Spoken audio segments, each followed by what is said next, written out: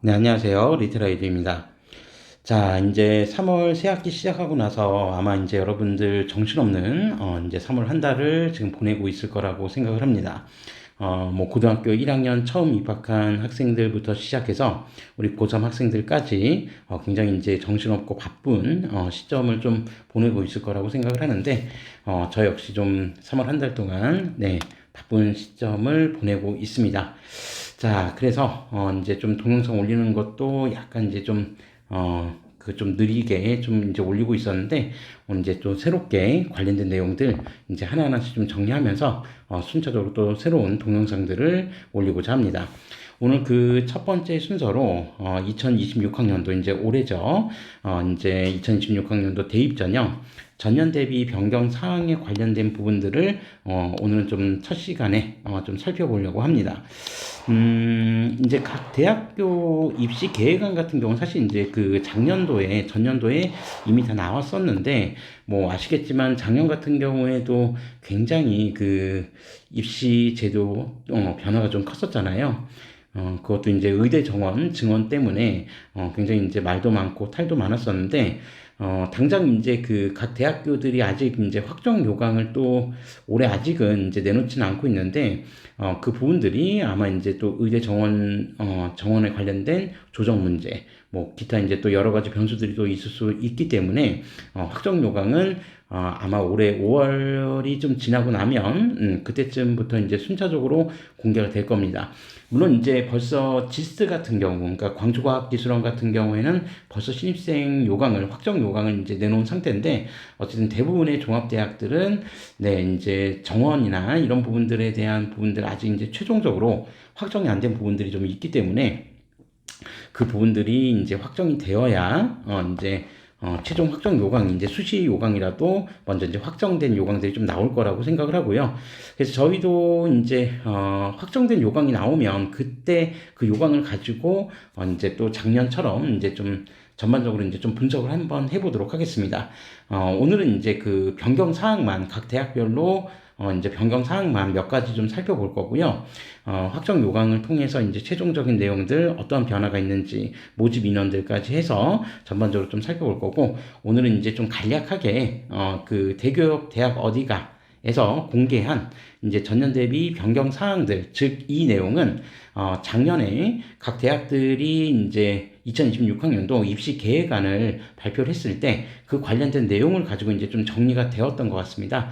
그래서 정리된 내용들 자체가 이제 굉장히 방대한 자료가 있는데 그 내용들을 뭐 다 다룰 수는 없고 저희도 이제 변경 사항만 일부 좀 다루고 난 다음에 필요한 부분에 있어서는 제가 좀 더 구체적으로 보완 설명을 하는 형태로 해당 영상을 이제 그 업로드할 예정이니까 관심 있는 대학들 이제 그리고 또 여러분들이 지원하고자 하는 대학들 어떠한 변경 내용들이 있는지 그 부분들을 하나하나씩 좀 살펴보시면 이제 좀 대비하는데 도움이 되지 않을까 이렇게 생각을 합니다. 자, 그러면 지금부터 전년 대비 변경사항 2026학년도 대입 전형에 어떠한 변경사항들이 있는지 하나하나씩 좀 살펴보도록 하겠습니다. 대학은 이제 소위 그 서울에 있는 대학들을 좀 중심으로 해서 살펴보는데, 입결 순서대로, 그러니까 뭐 100%딱 부합하는 건 아니지만, 그래도 학생들의 선호도가 높고, 입결이 높은 그런 대학들부터 좀 순차적으로 한번 살펴보도록 하겠습니다.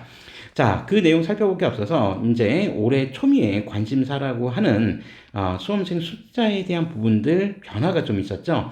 그래서 황금 돼지띠 해였나요? 그 올해 이제 고3 되는 학생들이 황금 돼지띠 해에 태어난 학생들이어서 다른 어떤 해보다 인원수가 좀 많다라고 이런 얘기들이 좀 있었는데 뭐 실제로 결과치 그냥 교육부에서 이제 통계냈던 결과치를 놓고 봐도 실제로 그런 것 같습니다. 그래서 뭐 학생 수를 한번 좀 놓고 보면 2023년, 2020 이건 학년도가 아니라 그 해당 연도입니다. 2023, 2024, 2025, 그다음에 2026, 2027, 2028년까지 대략적으로 이제 인원들에 대한 분포를 우리가 좀 확인할 수 있는데요.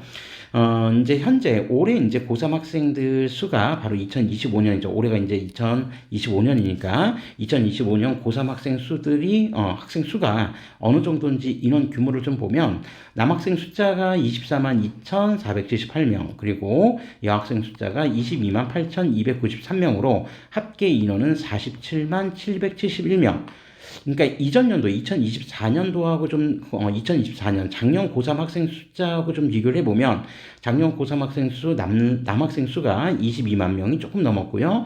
그다음에 여학생 수가 20만 명이 살짝 넘어서 총 합계는 42만 7,320명이었는데 요 학생 수의 지금 변화 같은 경우가 대략 5만 명 정도 가량, 5만 명 가량 올해가 이제 조금 더 늘어났다라고 보셔야겠습니다. 그러니까 실제로 고3 학생 수, 그러니까 재학생 수도 늘어났는데 뭐 이미 작년에 경험해 보신 분들 아시겠지만 N수생 숫자의 비율도 적지 않았거든요. 물론 이제 작년 N수생 숫자가 상당히 이제 많이 늘었던 요인 중에 하나는 결론적으로 의대 정원 증원이라고 하는 부분하고 맞물려서 그 N수생 숫자도 좀 증가했다라고 볼 수는 있는데 올해 같은 경우 뭐 의대 정원 증원이 현실적으로는 그렇게 어려운 상황은 어려운 그 증원 자체가 현실적으로 거의 불가능한 상황이기 때문에 제가 봤을 때 이제 뭐 N수생 숫자가 어떻게 될지는 한번 좀 지켜봐야 될 것 같습니다. 그래서 작년만큼 많아질까? 뭐 그 정도까지는 아닐 수도 있는데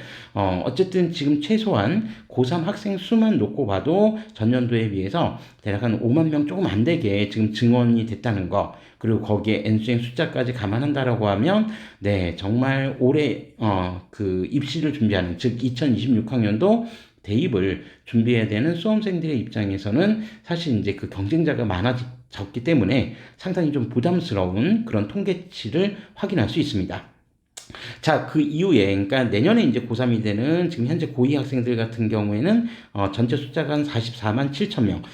이 역시 2024년보다는 고3 숫자가 좀 많은 편이죠. 그리고 2024년에 고3 숫자와 비슷한 수치가 나오는 게 2027년. 그 다음에 2028년에 이제 고3이 되는 그런 학생들 같은 경우가 지금 44만 7천 명. 네, 그렇게 이제 통계치가 확인이 되고 있습니다.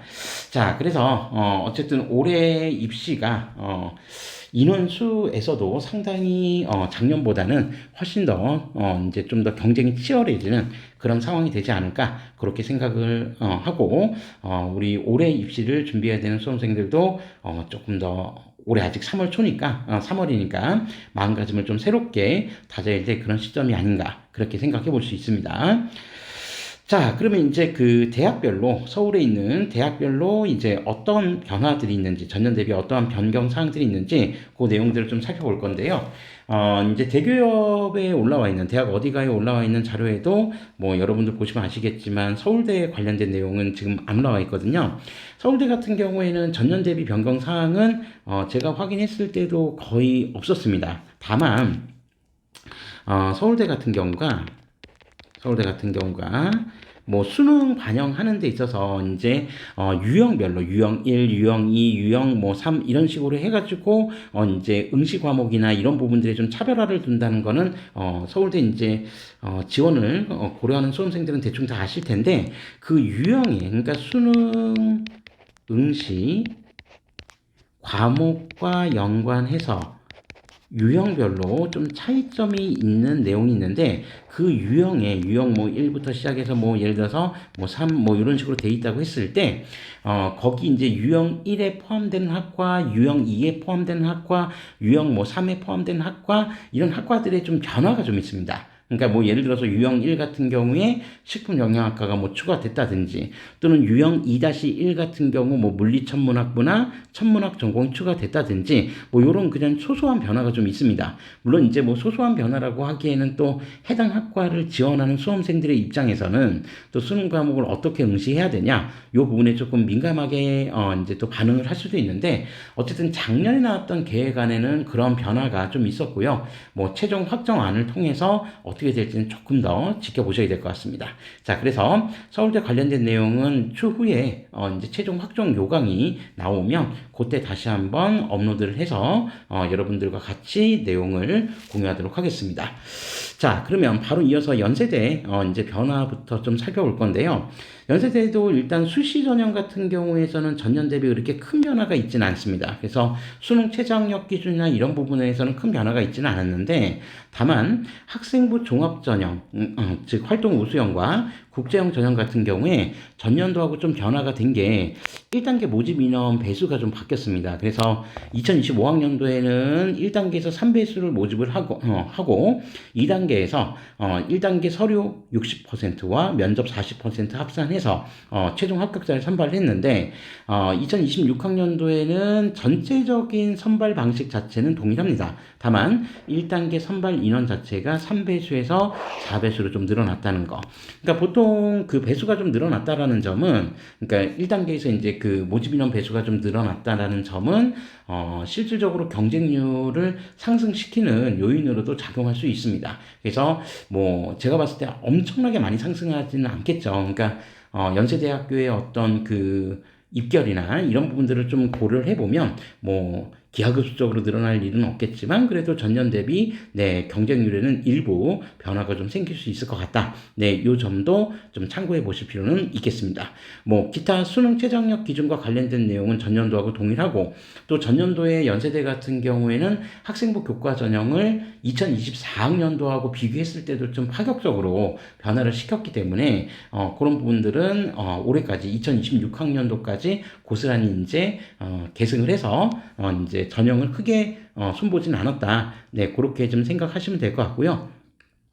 다만 이제 정시 전형 같은 경우는 좀 변화가 좀 있습니다. 물론 이제 상세 요강이 나오면 그때 이제 조금 더 구체화되긴 하겠지만, 어쨌든 정시 일반 계열과 국제 계열 같은 경우에 전형 방법에서 조금 변화가 좀 생겼는데요. 자, 우선 유형 1과 유형 2 전 모집 단위 전년도 같은 경우입니다. 2025학년도 같은 경우에 유형 1과 유형 2 전 모집 단위, 즉 의예과는 빼고, 그다음에 유형 3의 생활과학대학과 간호대학 같은 경우에 성적을 수능 반영 방식을 수능 100%로 반영을 했었습니다.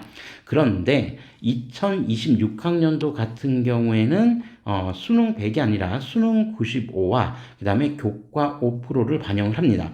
물론 이제 실제 점수 같은 경우 이제 환산 점수로 계산을 하면, 연대 같은 경우 정시 환산 점수가 뭐 학과들마다 좀 다르긴 하지만, 뭐 체육교육학과나 스포츠 응용산업학과 같은 경우를 제외하고, 그리고 의예과도 좀 제외를 하면 대부분의 모집 단위가 환산 점수가 1000점 만점이니까, 뭐 수능 95%를 반영하겠다라고 한다면 만점이 950점이 되는 거고요. 그 다음에 교과 5%를 반영한다고 했으니까 50점을 반영을 해서 요 두 개 합산해가지고 이제 1000점 만점으로 그렇게 이제 가겠다.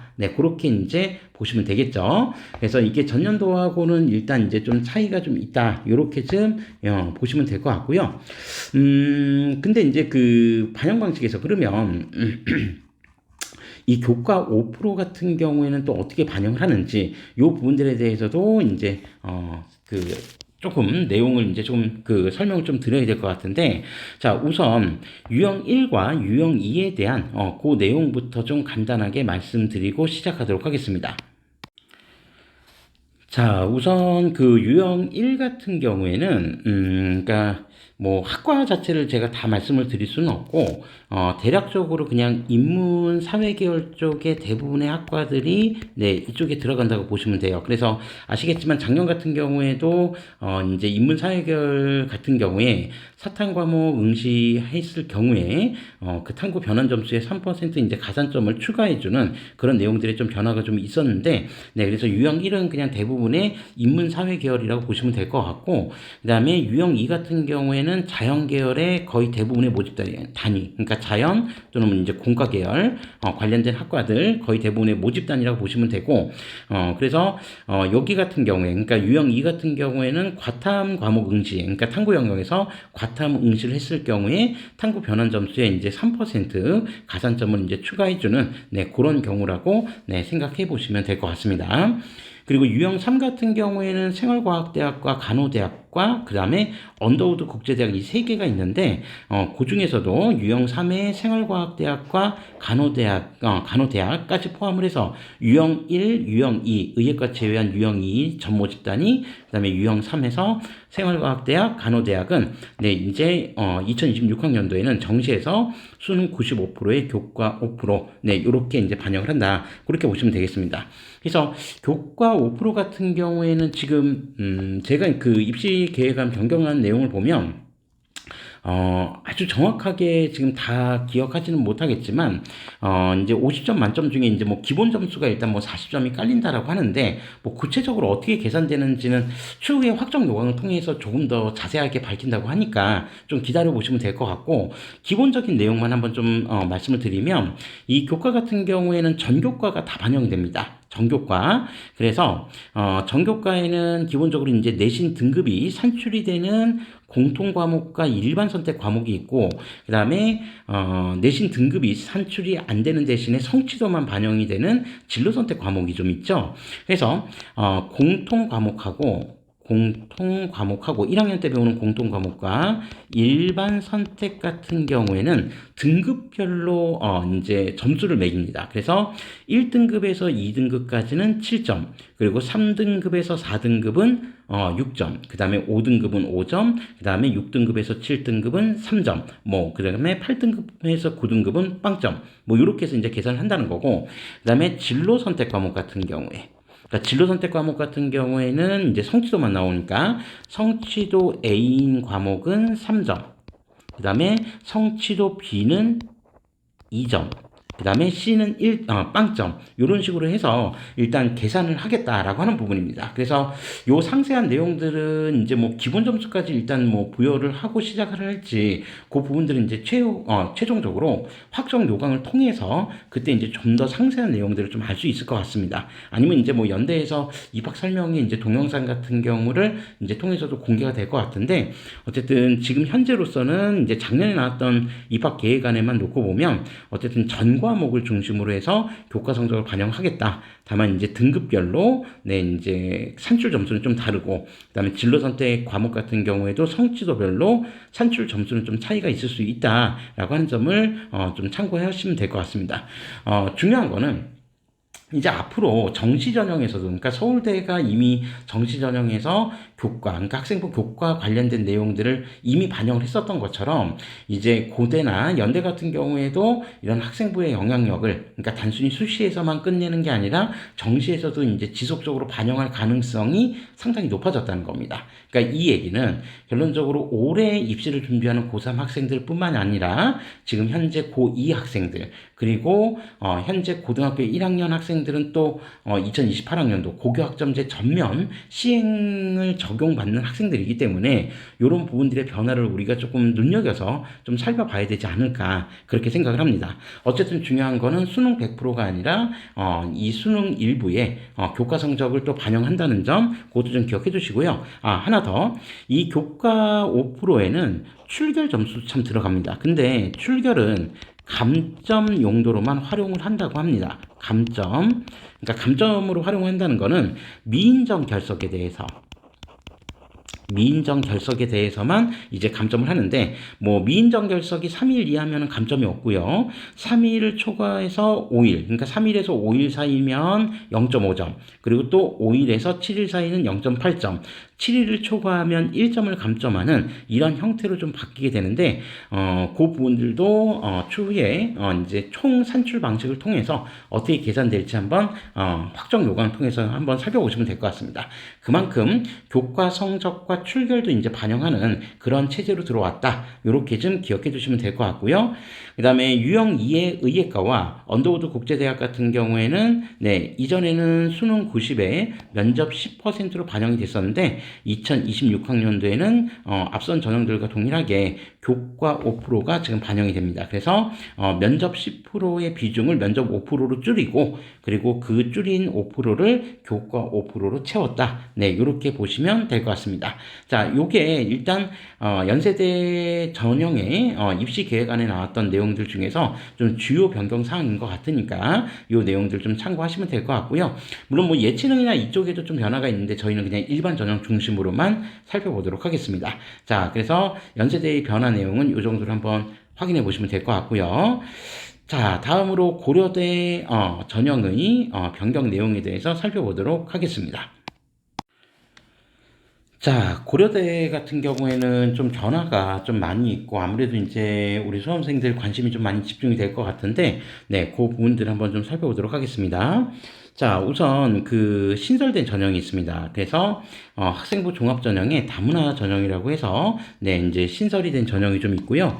이 신설된 전형 같은 경우에는 뭐 최종 모집 인원 같은 경우에는 네, 이제 다문화 전형으로 모집하는 인원은 총 합쳐서 20명 정도, 네, 수시에서는 20명 정도 이렇게 이제 모집을 하는데 뭐 그 최종 인원들은 지금 당장 뭐 살펴보기보단 나중에 확정 요강이 나오면 그때 한번 좀 살펴보시면 될 것 같습니다. 그래서 모집하는 인원이 많지는 않습니다. 그래서 모집하는 인원이 많지 않다 보니 모집하는 학부 자체도 그렇게 많지는 않은데 모든 모집학부에서 다 모집하지는 못하는데 참고로 뭐 경영 같은 경우, 그러니까 경영대학 같은 경우가 한 4명, 그 다음에 영어영문학과에 뭐 1명, 그 다음에 생명공학에 1명, 그 다음에 경제학과 2명, 뭐 이런 식으로 해서 일부분만 좀 배치가 돼 있는데 어쨌든 지원 자격 요건 잘 읽어보시고 해당되는 학생들은 한번 이제 새롭게 생긴 전형인 만큼 한번 좀 지원 여부를 한번 좀 고민해 보시면 어떨까 싶습니다. 그래서 요 다문화 전형이 신설이 되면서 다문화 전형 모집 방법은 단계별 전형으로 1단계 3배수로 모집을 합니다. 그래서 서류 100%, 그 다음에 2단계에서는 서류 60과 그 다음에 면접 40% 합산해서 최종 합격자를 선발하니까 네, 요거 신설된 전형인 만큼 지원 자격 요건 확인하신 다음에 관심 있는 학생들 한번 지원 여부 판단해 보시면 될 것 같고요. 자, 그 다음에 가장 많은 학생들이 지원하는 전형 중에 하나인 학생부 교과 전형 같은 경우에 올해 모집 방법이 좀 바뀌었습니다. 그래서 기존에 교과 80과 서류 20% 합산해서 반영하던 방식을 올해는 이제 2026학년도에는 교과 90과 서류 10%로 교과의 역량은 더 확대를 하고 서류 평가 비중을 조금 더 낮췄다. 네, 그렇게 보시면 될 것 같습니다. 자, 그래서 아무래도 이제 그 서류 평가에서 약간 좀 부담스러웠던 학생들에게는 어쨌든 이제 조금 부담을 덜고 수능 최저와 그 다음에 내신 성적만으로 이제 좀 지원을 충분히 이제 고려해 볼 수 있는 그런 이제 여건은 좀 마련이 됐는데 문제는 이제 요 부분 이제 뭐 기왕 이거 설명했으니까 요 밑에 것까지 한번 보고 가죠. 학생부 교과 전형 같은 경우에 지금 수능 최저학력 기준에서 총 합산 기준, 그러니까 3합 7등급 이거는 변화는 없는데 탐구에서 기존까지는 두 과목 평균치를 냈죠. 근데 2026학년도 같은 경우는 이제 탐구 한 과목만 이제 반영을 한다. 상위 한 과목만 반영한다는 점. 그 다음에 지정 과목 자체도 없습니다. 그러니까 수능 딱 응시해서 지정을 해야 되는 이런 과목이 없다는 거죠. 그래서 뭐 예를 들어서 자연계열 학생들 같은 경우 꼭 과탐을 지정해야 되냐? 그런 것도 아니고 사탐을 지정해도 일단 응시는 가능하다. 학과하고 상관없이 응시 가능하다. 그래서 사탐, 과탐 지정 과목도 없어졌다. 그리고 탐구도 두 과목 평균에서 한 과목으로 이제 상위 한 과목으로 바뀌었다. 자, 이렇게 되면은 사실 굉장히 이제 학생들의 입장에서 수험생들의 입장에서는 사실 이제 진입 장벽이 좀 낮아졌다라고 봐야겠죠. 그런데 이제 문제가 지금 이제 이 학교 추천 전형 같은 경우 지금 변화 내용을 한번 비교를 해보시면 교과 역량이 이제 더 강화되고 탐구도 지금 하나로 상위 한 과목으로 지금 바뀌었다라고 한다는 점을 감안한다면 결론적으로 학생부 교과 전형 같은 경우에 올해 입결은 그러니까 합격자들의 입결은 좀 더 높아질 확률이 있게 된 거죠. 그러니까 기존에는 워낙 이제 고려대가 학과가 많은 학교이다 보니 학과별로 이제 입결에 대한 편차가 조금 날 수도 있었는데 그 입결에 대한 편차가 상대적으로 좀 많이 줄어들 가능성도 높아졌다는 겁니다. 그러니까 작년에 입결치를 이제 그 2025학년도 입결이 추후에는 공개는 되겠지만 어쨌든 좀 더 안정적으로 합격을 좀 생각을 하신다면 어쨌든 그 전년도 입결보다는 조금 더 높게 그러니까 높은 내신 성적에서 지원 여부를 좀 판단하셔야 된다. 그래서 요 전형 같은 경우 지금 올해 좀 변수가 될 수 있는 학생부 교과 전형에서 지금 변수가 될 수 있는 거는 지금 보시는 것처럼 교과 영향력이 더 강화됐다는 거 하나, 그리고 수능 최저 기준이 실질적으로 완화됐다는 거 하나, 그리고 마지막 하나 변수가 더 있죠. 바로 뭐냐면 고3 학생 수가 증가했다는 점의 증가. 그러니까 뭐 아시겠지만 지금 이제 고대 학생부 교과전형 같은 경우에는 재학생만 지금 지원할 수 있는 상황이기 때문에 요 세 가지의 요소들이 복합적으로 작용한다라고 한다면 실질적으로 학생들의 진입 장벽이 그렇게 낮아졌냐라고만 판단하기에는 조금 물음표가 좀 생길 수가 있겠죠. 그래서 교과 영향력 커지고 수능 최저가 낮아진 것까지는 이제 대체적으로 좀 수험생들에게 부담은 좀 적어졌는데 고3 학생 수가 늘어난 거는 또 새로운 부담 영역으로 작용할 수 있으니까 이 부분들 충분히 잘 감안하셔서 판단하셔 이제 지원 여부를 좀 고민해 보셔야 될 것 같다. 이렇게 좀 말씀드리고요.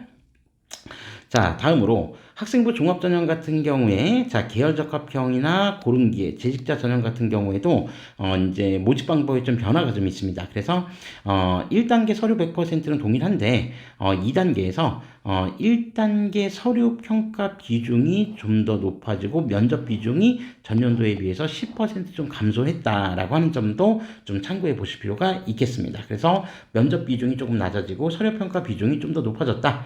그렇게 살펴봐 주시면 될 것 같고요.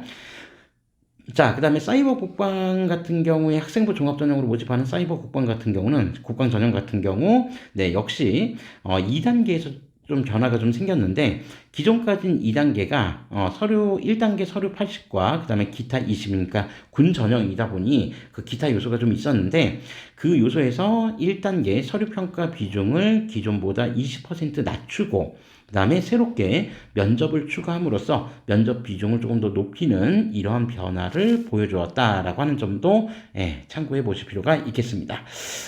어쨌든 제가 봤을 때 지금 고대 수시 전형 같은 경우에 가장 큰 변화 중에 하나는 어쨌든 이 학생부 교과 전형에서의 변화가 조금 눈여겨볼 필요가 있다. 그렇게 좀 생각하고요. 자, 다음으로 수능 최저에 대한 전반적인 변화입니다. 그래서 학생부 교과전형 같은 경우 앞서 말씀드린 대로 탐구 두 과목 평균에서 한 과목으로, 그리고 심지어 학생부 종합전형 학업 우수형에서 학업 우수형이 있죠. 학업 우수형에서 의과대학 같은 경우에도 수능 최저가 좀 변화가 있습니다. 그래서 여기 학업 우수형 의과대학 같은 경우도 기존의 탐구 두 과목 평균에서 탐구 한 과목으로 이렇게 이제 좀 변경이 되었다라고 하는 점들을 좀 참고해 보시면 될 것 같고요. 자, 그 다음에 학생부 종합전형 학업 우수형에서 반도체 공학과, 차세대 통신학과, 그 다음에 스마트 모빌리티 학부 같은 경우에 기존까지는 수능 최저학력 기준이 4합 7등급이었는데 2026학년도에는 기준을 조금 더 하향 조정을 해서 4합 8등급으로 좀 바뀌었다라고 하는 부분들도 참고해 보시면 되겠습니다. 자, 그리고 논술 전형, 전년도까지 이 논술 전형 중에서도 경영대학 같은 경우는 수능 최저학력 기준이 굉장히 높았죠. 4합 5등급. 그러니까 모르겠습니다. 이제 작년에 이제 처음 실시했던 논술이니까 아마 이제 그 논술 결과에 대한 내용들이 좀 발표가 되면 우리가 이제 살펴볼 수 있겠지만 4합 5등급이라고 하면 정말 내신의 영향력은 거의 없다라고 봐야 될 정도로 굉장히 높았던 기준이었는데 그 기준이 올해 이제 조정이 되어서 4합 8등급으로 이제 바뀌었다. 경영대학도 4합 8등급으로 바뀌었다라고 하는 점들을 좀 참고해 보시면 되겠습니다. 자, 그리고 학생부 종합 사이버 국방 전형에 적용되었던 수능 최저학력 기준이 2026학년도에는 이제 폐지가 됐습니다. 그래서 기존에는 4합 7등급이었는데 사이버 국방 전형은 이제 올해 수능 최저학력 기준이 폐지가 됐고 그다음에 모든 전형에서 계열별 수능 응시 과목 지정은 이제 없어졌다라고 하는 거. 그러니까 수학이나 특히 자연 계열에 이제 우리가 좀 관심을 이제 기울이고 있던 수학 같은 경우에 뭐 기하, 미적, 그다음에 과탐 이런 것들에 대한 어떤 뭐 학교별로도 이건 다른 대학들도 이걸 지정해 놓은 학교들이 있는데 어쨌든 그런 부분에서 좀 자유로워졌다라고 하는 점들이 굉장히 중요한 변화가 되겠습니다. 그러니까 이런 변화들이 작년에도 이미 이제 상당수의 대학에서 이제 수능 지정 과목, 응시 지정 과목 같은 경우 이제 폐지한 대학들이 작년에도 좀 많이 늘어나면서 실제로 탐구 영역 같은 경우에 그 사탐을 선택하는 친구들이 실질적으로 좀 많이 늘었었죠. 그런데 이 경향성이 제가 볼 때 올해는 더 확대가 될 것 같긴 합니다. 그래서 뭐 제가 언제적 올 초였나? 그때 기사를 좀 봤을 때 저번 달이었던 것 같습니다. 그래서 그 신문 기사였나? 그 기사를 보니까 올해 이제 수능 특강 사탐 관련된 사탐 교재들이 전년도에 비해서 훨씬 더 이제 좀 많이 판매가 되었다라고 하는 점들을 좀 지켜보자면 결론적으로 올해도 수능 응시 과목에서 사탐을 응시하는 친구들이 좀 더 많아지지 않을까. 그 부분들은 이제 재학생 안에서의 변화는 3월 26일 날 보는 첫 번째 모의고사를 통해서도 어느 정도 조금 예측이 가능할 것 같으니까 그때 가서 조금 더 그 통계 자료를 보고 한번 확인해 보시면 될 것 같고요. 자, 어쨌든 모든 전형에서 응시 과목은 지정 과목은 이제 폐지가 되었다라고 하는 점, 그 부분들이 실제로 수능 반영, 즉 정시 전형에서도 지정 과목 없이 이제 모두가 폐지가 되었다. 다만 이 정시 전형에서 일반 전형, 교과 우수 전형, 농어촌, 사회 배려 전형 같은 경우에 그 해당되는 이 전형들의 자연 계열 같은 경우에는 다만 과탐 응시를 했을 경우에 변환 표준 점수의 3%의 가산점은 부여를 합니다. 그래서 3%의 가산점이 뭐 적은 가산점은 분명히 아닐 것이기 때문에 그 내용들은 이제 정시 요강을 통해서 나중에 확정 요강을 통해서 다시 한번 좀 설명은 드리겠지만 그 부분들이 아니라고 한다면 즉 수시에서만 뭐 끝낼 이제 그 어떤 의지가 강한 우리 고3 재학생들의 입장에서는 네, 사탐을 선택을 해서 이제 수시에서 이제 정시까지 이제 안 끌고 수시에서 이제 끝낼 확률도 좀 높아질 것 같습니다. 그래서 이러한 좀 변화들이 있다라는 점을 좀 눈여겨서 살펴보실 필요가 있겠습니다. 자, 지금 벌써 시간이 30분이 지나갔네요. 어떻게 얘기를 하다 보니 30분이 좀 지나갔는데, 네, 영상 하나는 이제 30분을 좀 넘기지 않고, 그러니까 시간을 많이 안 끌고, 좀 이제 분할을 해서 좀 설명을 좀, 그 동영상을 좀 올릴 예정이기 때문에, 오늘 첫 번째는 원래 이제 지금 준비한 대학교들이 더 있는데, 첫 번째 영상은 이 정도로 좀 마무리를 하고, 그러니까 서울대는 큰 변화 없다. 그리고 연대는 정시에서 좀 변화가 있고, 고대 같은 경우는 수시 학생부 교과 전형 같은 경우에 좀 변화를 좀 눈여겨서 보셔야 된다라고 하는 점들을 네, 좀 요약 정리하면서 일단 첫 번째 영상은 이 정도로 마무리하도록 하겠습니다. 바로 이어서 다음 영상에서 이제 순차적으로 또 다른 대학들, 상위권 대학들 변경 사항들도 하나하나씩 살펴볼 거니까 그 내용들도 좀 관심 있게 좀 살펴봐 주시면 감사하겠습니다. 자, 첫 번째 영상이었습니다. 2026학년도 대입전형 전년대비 변경사항 첫 번째 영상이었고요. 다음 영상에서 다시 이어서 여러분들에게 변경 내용들 설명드리도록 하겠습니다. 지금까지 시청해 주셔서 감사합니다.